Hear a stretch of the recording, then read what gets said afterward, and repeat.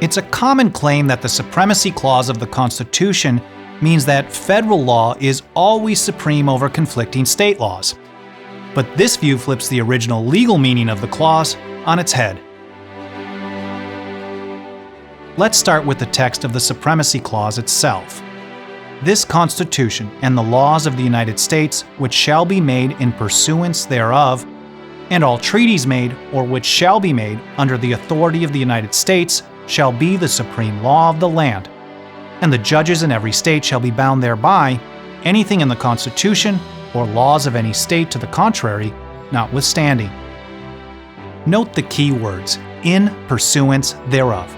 The mere fact that the federal government does something does not give it supremacy.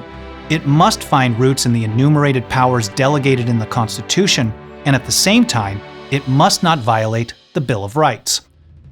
Alexander Hamilton covered this in Federalist 78.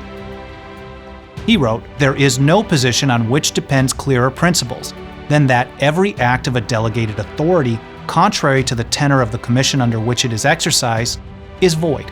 No legislative act, therefore, contrary to the Constitution, can be valid."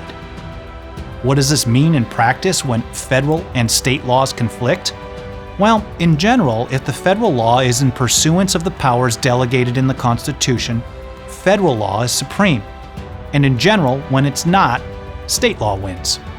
Otherwise, the Supremacy Clause would say this: this Constitution and any other act that Congress in its infinite wisdom decides to pass shall be the supreme law of the land.